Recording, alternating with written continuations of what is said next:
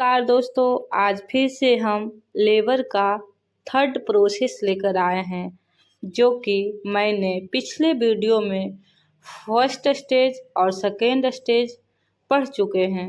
तो आज हम पढ़ने वाले हैं थर्ड स्टेज ऑफ लेबर के बारे में। तो थर्ड स्टेज ऑफ लेबर क्या होता है, इसमें स्पेशली जो प्लासेंटा होती है उसका एक्सपल्सन होता है, इसलिए इसको प्लासेंटा स्टेज भी कहते हैं। इसके पहले वाले वीडियो में हमने पढ़ चुके हैं first stage of labour and second stage of labour. तो जो फर्स्ट स्टेज ऑफ लेबर होती है उसकी टाइम ड्यूरेशन क्या होती है, तो अगर फर्स्ट स्टेज ऑफ लेबर की बात करें, जो फर्स्ट स्टेज ऑफ लेबर होता है ये ट्रू लेबर पेन से स्टार्ट होता है और ये सर्विक्स के dilatation means 10 centimetre full dilatation cervix तक की जो ड्यूरेशन होती है उसको हम फर्स्ट स्टेज ऑफ लेबर में पढ़ते हैं। अब हम देख लेते हैं सेकेंड स्टेज ऑफ लेबर।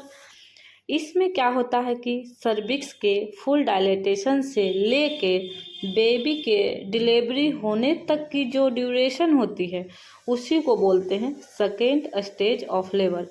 तो इन दोनों स्टेज में क्या होता है कि जो टाइम ड्यूरेशन होता है प्राइमरी की और मल्टी की, प्राइमरी फीमेल का मतलब होता है कि ऐसी फीमेल जिसने पहली बार प्रेगनेंसी कंसीव की है और उसकी डिलीवरी हो रही है, और मल्टी फीमेल में जो फीमेल आती है जिनकी दूसरी या तीसरी डिलीवरी होती है।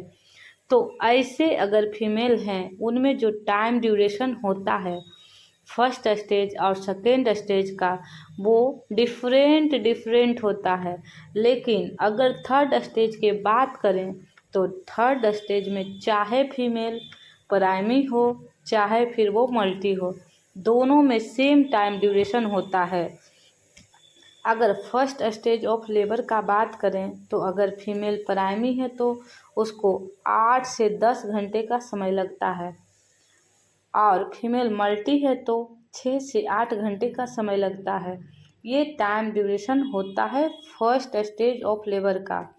अगर सेकेंड स्टेज ऑफ लेबर का बात करें तो अगर इसमें कोई फीमेल प्राइमरी है तो उसको 1 से 1.5 घंटे का समय लगता है और अगर मल्टी है तो लगभग 30 मिनट का समय लगता है।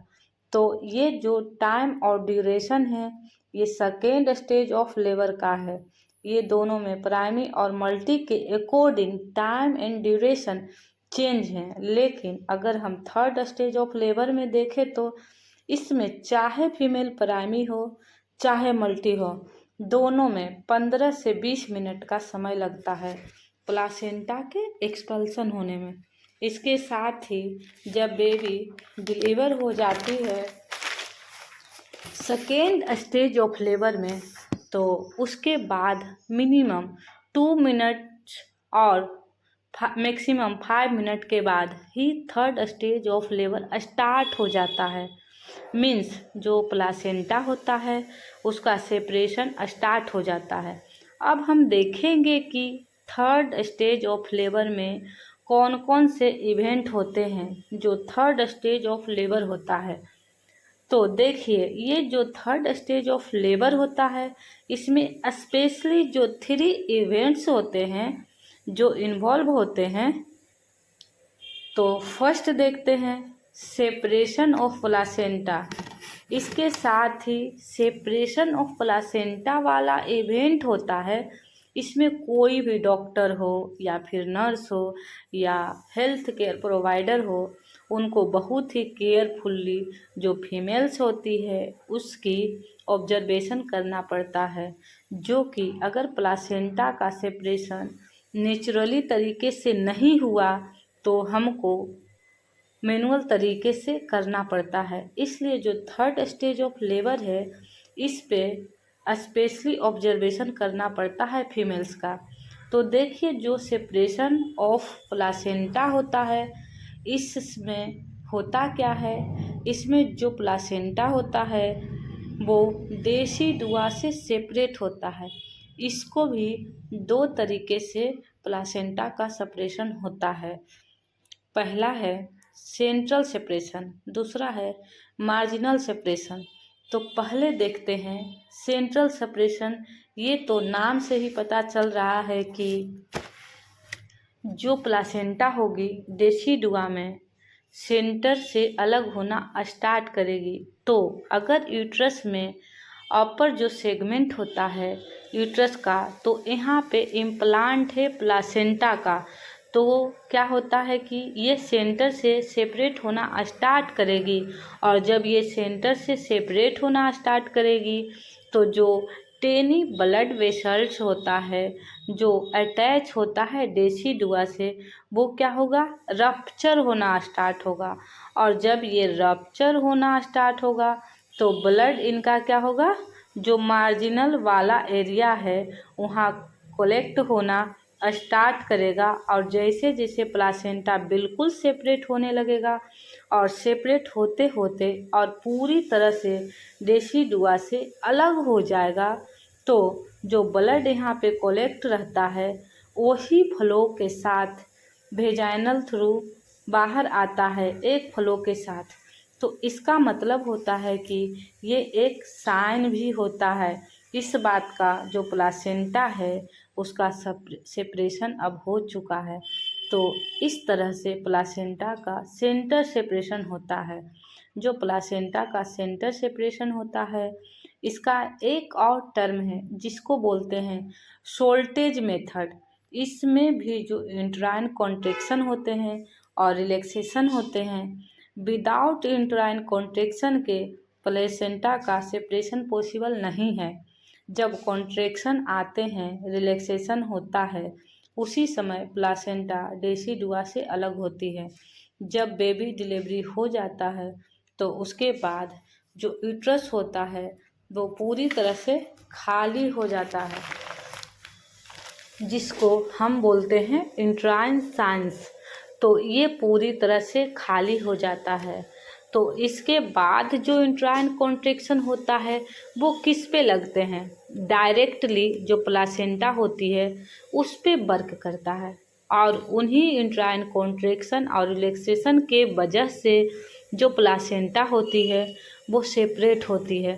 तो अगर सेंटर सेपरेशन हो रहा है तो वो उसको हम शोल्टेज मेथड भी कहते हैं। अब देखते हैं मार्जिनल सेपरेशन। मार्जिनल सेपरेशन में क्या होता है कि जो प्लासेंटा होती है वो मार्जिनल मतलब कि जो किनारा वाला एरिया होता है वहाँ से प्लासेंटा का सेपरेशन स्टार्ट होता है। और जैसे जैसे ये सेपरेट होते जाएगी वैसे वैसे जो यहाँ पे टेनी ब्लड वेसल्स हैं वो रप्चर होना स्टार्ट करेगी। और जो इनका ब्लड होगा वो क्या करेगा, वेजाइनल ट्रैक के थ्रू बाहर आने लगेगा। तो ये जो ब्लड आता है बहुत ही फ्लो मोशन में आता है, थोड़ा थोड़ा आता है, चूँकि इकट्ठा प्लासेंटा का सेपरेशन नहीं होता है, चाहे वो सेंटर सेपरेशन हो या वो मार्जिनल सेपरेशन हो। जैसे जैसे प्लासेंटा का सेपरेशन होता है वैसे वैसे ब्लड बाहर आना शुरू हो जाता है। और जब प्लासेंटा पूरी तरह अलग हो जाती है और सिर्फ सेंटर का पार्ट बचता है, और जब ये सेंटर से अलग होता है और फिर जो ब्लड होता है एक साथ आता है, तो ये मार्जिनल सेपरेशन होता है। तो ये दो तरीके से होता है प्लासेंटा का सेपरेशन। तो अब देखिए जो प्लासेंटा का सेपरेशन का मेथड है, अगर वो हो रहा है या नहीं हो रहा है, तो उसको आप कैसे पहचान सकते हैं कि प्लासेंटा का सेपरेशन हो रहा है। चूँकि जानना बहुत ही ज़रूरी है कि प्लासेंटा का सेपरेशन हो रहा है या फिर नहीं हो रहा है। बेबी डिलीवर होने के बाद मैंने अभी आपको बताया था कि मिनिमम 2 मिनट और मैक्सिमम 5 मिनट के बाद ही जो फीमेल होती है उसका यूट्राइन कॉन्ट्रैक्शन स्टार्ट हो जाता है।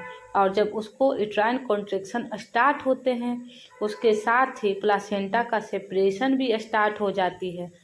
तो उसी समय हमको कुछ साइनिंग दिखते हैं, साइन जैसे कि हल्की वेजाइनल ब्लीडिंग दिखेगी, जिससे हम इजली समझ सकते हैं कि अब प्लासेंटा का सेपरेशन स्टार्ट हो चुका है। इसके साथ ही जो सिम्फाइसिस प्यूबिस वाला एरिया होता है, अगर वहाँ पे देखेंगे तो आपको कुछ उभार लायक स्ट्रक्चर दिखाई देगा। इसका मतलब है कि जो प्लासेंटा है उसका सेपरेशन हो रहा है।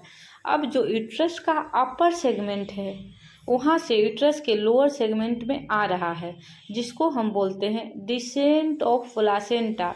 जो डिसेंट ऑफ प्लासेंटा होता है ये सेकेंड इवेंट है थर्ड स्टेज ऑफ लेबर का।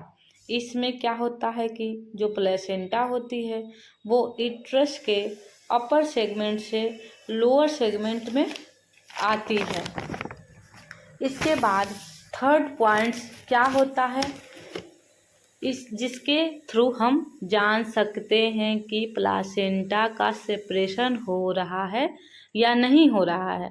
अगर हम फीमेल के एब्डोमेन का फंडस वाला पार्ट है उसको अपने दोनों हैंड से या वन हैंड से होल्ड करें, ऊपर की तरफ उठाएं, तो जैसे ही हम उसको ऊपर की तरफ उठाएंगे, होल्ड करेंगे, तो जो अम्बिलिकल कॉर्ड बाहर निकली हुई है वेजाइनल के थ्रू बाहर से अंदर की तरफ खींचेगी।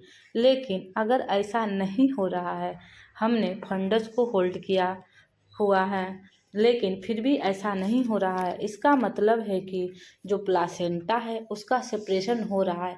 तो ये 3 साइन हैं जिनके थ्रू आप समझ सकते हैं कि प्लासेंटा का सेपरेशन हो रहा है। और जब प्लासेंटा सेपरेशन होगा तभी प्लासेंटा का डिसेंट होगा। डिसेंट का मतलब ही होता है प्लासेंटा का नीचे आना, जो थर्ड स्टेज ऑफ लेबर का सेकेंड इवेंट है। और थर्ड इवेंट है एक्सपल्सन ऑफ प्लासेंटा। तो एक्सपल्सन ऑफ प्लेसेंटा में क्या होता है कि देखिए सेपरेशन हो गया, डिसेंट हो गया, तो एक्सपेल्सन मतलब प्लासेंटा का सिंपली बाहर आना। प्लासेंटा है वो वेजाइनल कैनाल के थ्रू बाहर आएगा, इसी को बोलेंगे एक्सपल्सन ऑफ प्लासेंटा। तो इसी को हम बोलते हैं थर्ड स्टेज ऑफ लेबर। तो दोस्तों आज का क्लास इसी के साथ समाप्त होता है। Thank you all of you.